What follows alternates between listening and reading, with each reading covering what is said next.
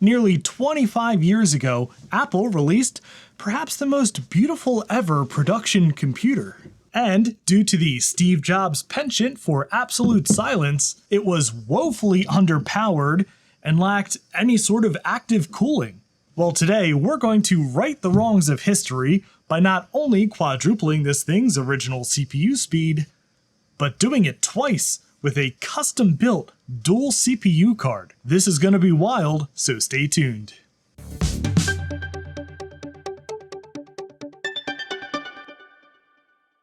And if you enjoy going to extreme lengths to get improbable performance out of unlikely computers, I hope you'll consider subscribing to the channel. Now, this here isn't actually my G4 Cube. This is, and as you can see, I've already taken a few liberties with it. About 3 years ago, I started on a quest to absolutely max out my G4 Cube, my all-time favorite computer, beyond all that is reasonable. You can see the progression of this project in some of my earliest videos, and in that time, I think I've accidentally made it a bit unrecognizable. Not only did I upgrade the guts in this thing from the stock 450 MHz to a 2 GHz G4, I also swapped in a hacked and flashed PC video card. To keep the whole thing from melting down, I put a big old fan in the bottom where there wasn't one before, and swapped the cube's guts into this large aftermarket case that was actually something that was sold back in the day. And I've recently come into possession of my all-time absolute holy grail computer upgrade, a dual CPU card, which is actually capable of running 2 G4 CPUs, each at 1.8 gigahertz. Well, in theory. We're gonna have to play with the clock speed on this a little bit to make sure it's stable. But while we're doing this ridiculous upgrade, I want to swap the cube back into its original iconic enclosure. But first, let's take a look at the card we're going to be installing, because it's really something else. So this card started life back in the mid-2000s as a PowerLogix upgrade card for various Power Macs, including towers, and it had the great fortune of winding up across the desk of a fella named Hurd over at the 68K MLA forums. And you may have heard that name before, because actually Hurd is the one who built the custom CPU card that's in the current iteration of my world's fastest G4 Cube. And this dual CPU card is yet another one of his masterpieces. This card sports dual 7447 PowerPC G4 CPUs, and he had this running in a tower stable at 1.8 gigahertz. And boy oh boy, I would love to replicate that speed in my cube. Now, there are some barriers to replicating that speed, namely cooling and power. Now, on the cooling front, Hurd was kind enough to machine this giant copper shim, which can sit between the CPUs and the cube's original heatsink. Now, the other concern, of course, is power, but I've actually already addressed power in this thing, because this card right here is actually an aftermarket VRM that I ordered from Stratos Technology in Japan years ago to power the 2 gigahertz single G4 that's in here, because the original Cube VRMs were notorious for going bad. The other extremely cool thing about this card is right here. These two sets of dip switches, well, those control the clock speed and they correspond to the PLL values of the chip. Hurd said he has clocked this at 1.2 gigahertz, I believe, and we'll start there, and then if that seems stable, we will clock it up and see just how fast we can get this card to go. Right after this quick word about today's sponsor, PCBWay. Not only does PCBWay offer high-quality PCB prototyping and production, but they also offer things like assembly, 3D printing, injection molding, and tons of fabrication services. Speaking of assembly, right now PCBWay is offering an assembly service promotion, $29 for 1 to 20 pieces. There's options for turnkey service where PCBWay will supply the parts, or you can supply some or all of the components for assembly yourself. There's even a great online Gerber view and 3D object viewer available, so you can make sure you're ordering exactly what you expect. So, as always, if you have any PCB or prototyping needs, this is the perfect time to give PCBWay.com a try. So this is going to be a little awkward to get the computer out of this aftermarket case because this VRM is bigger than the stock one, meaning I can't put all 4 posts in, meaning I had to get really creative with this particular screw. So I'm going to have to get a screwdriver up in here.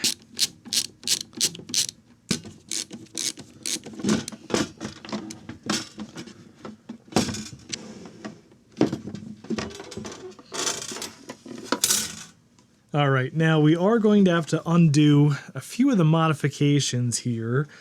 First of all, this is a DOSDude 1 SSD that I've bolted on the side with a little 3D printed bracket that I made that is not going to fit in the stock cube case, unfortunately. We're also going to have to take off this Apple logo here, which is not an original one. This is just cast in resin. And I have precariously glued it to the metal here. I never really liked the way it looked on here anyway. Aha!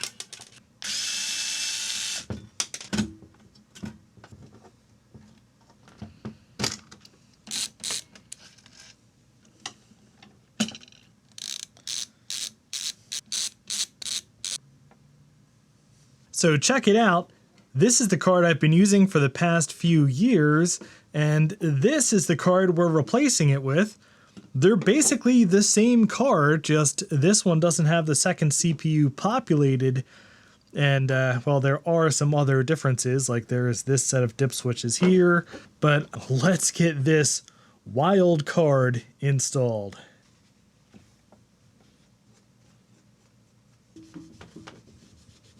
Now, the thing about these Cube CPU upgrades is that while a lot of Power Macs from back in the day used this connector, most of those upgrade cards were gigantic and would jut off the side of the small motherboard here and thus not fit in the Cube case.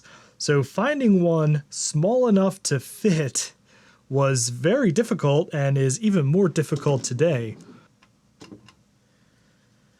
And check it out.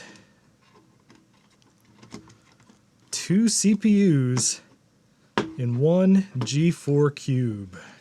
Now to fit the very important copper shim here, we're going to have to kind of guesstimate and then lay this in place temporarily to see where the CPU dies are going to fall.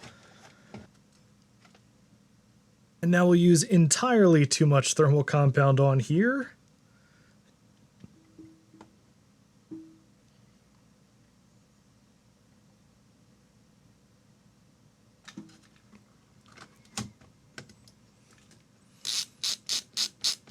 And check this out, these PLL switches are totally accessible without having to take the motherboard back out. So we can easily test different clock speeds. All right, I've got the cube haphazardly thrown back together for testing purposes. Let's give this a first power on test. Oh God, I'm nervous. No chime, of course, because there is no built-in speaker in the cube. Oh my God, it lives. Well, of course, I forgot to hook up the IDE cable, so of course it can't see the hard drive. And good thing I have to take this all the way back apart to connect it. All right, hard drive connected this time. Let's try this again. Hey, it's booting.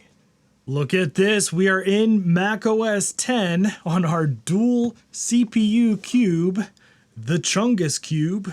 Let's see what about this Mac shows. Dual 1 GHz PowerPC G4. Oh my goodness. This is amazing. Okay, 2 things I want to do here. First, I want to power the fan all the time. And I want to mount our lovely DOS Dude SSD inside. So, yeah, look at all this stuff. Forgot to mention there is quite a bit of RGB lighting in here. And then I'm going to mount this in here.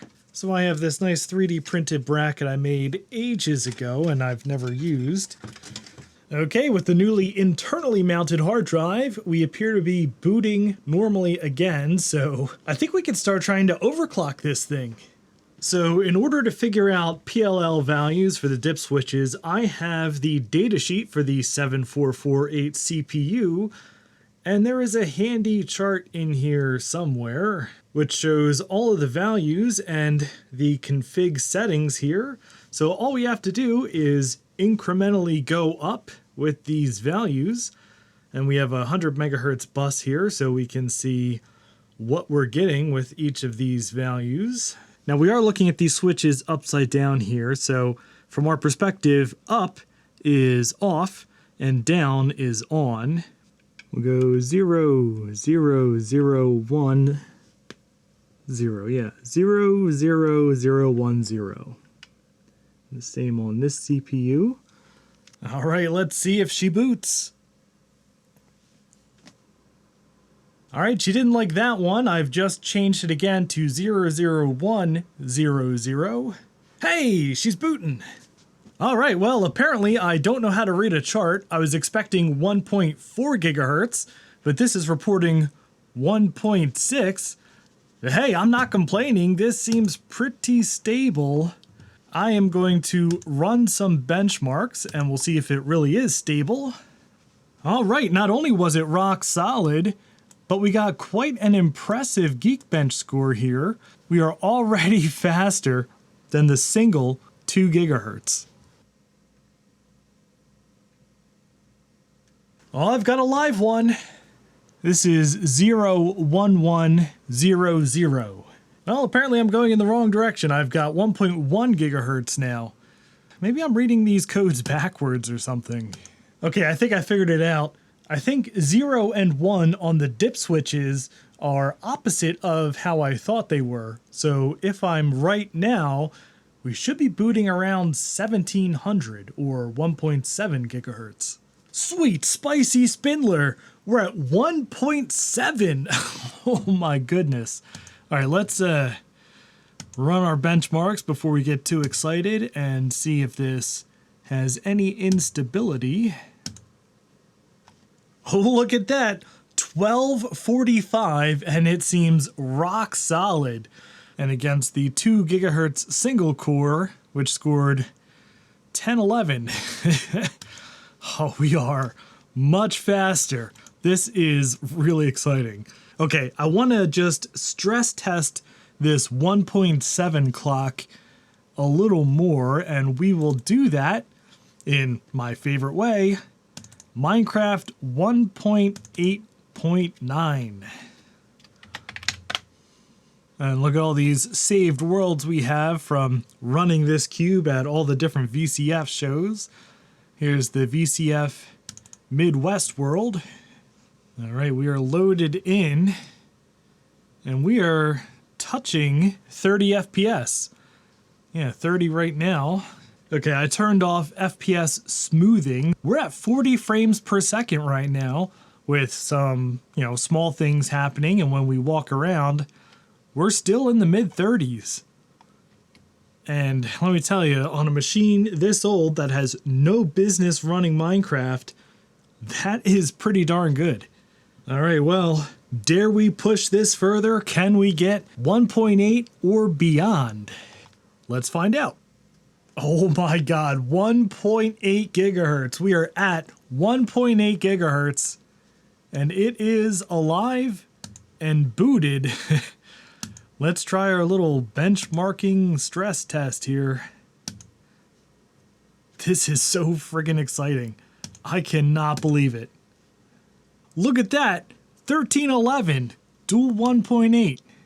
Compare that to the 1.7, that is quite a gain. 1245 to 1311. Well, dare we push this further? I mean, what do we have to lose? Just irreplaceable hardware. Alright, I have it set to what should be 1.9, but it doesn't seem to have any video. Yeah, I don't think she wants to go faster than 1.8. Alright, I've got it clocked back to 1.8 gigahertz, where it was stable, and I've got some USB speakers hooked up so we can get some sound. What I want to do is stress test this a little bit more, and we're going to do it in the most ridiculous way possible by letting a YouTube video play. I was recently on a very fun panel at VCF Southwest. Let's try to watch the video of that, which is a 1.5 hour video. And while it plays, we will watch the system here. There's our 2 CPUs in Activity Monitor. This is actually pretty amazing because previously, if I try to watch YouTube, the entire system would slow to a crawl as it tried to process everything on one CPU. But here, even though, well, YouTube is struggling to load this whole video, the system is completely fluid and responsive. That is amazing. Yeah, well, it's playing. There's the wonderful moderate. Oh, it crashed. Uh-oh. All right, well, something smells a bit explodey in there, so I think I may have jinxed myself. Ah, yeah, look at that. It seems that this component right here has become a bit unhappy. On that quite literal bombshell, I think I'm going to call this video here. We, however briefly, did have perhaps the world's fastest G4 cube. It then exploded, but hey, that's half the fun, right? Right? Anyway, I think it's repairable. I mean, it's just this one component that seems to have given up the ghost, but I think I'm going to consult some friends of mine first, just to see if there is anything I should be doing to get extra power into this thing without, exploding it. In any event, if you enjoyed this video, I'd appreciate a thumbs up. And if you'd like to see some hopefully more successful shenanigans than this in the future, please subscribe down below. And thank you very much for watching. And a special thanks to Alex Hoffman, Andrew Nicholson, April White, Chris Biggs, Chris Calderon, Chris Nelson, Control-Alt-Reese, Drew Hamlin, Frodo Jedi, Gaspar Heller, George Rosansky, Graham, Greg from Hrutking Mods, James Fryman, James Laurie, Jason Papaz, Jason Ezel, Camille Rakowski, Lyle Truid, Matthew Crowell, Nick Daniels, Paul Spencer, Ryan, Scott Cedarbaum, Scott Thompson, Tom Woodfin, Unknown Soldier 41, Veronica Explains, and Xantronics Industrial, who are my highest tiered patrons and all of my Patreon supporters for helping to make these videos possible.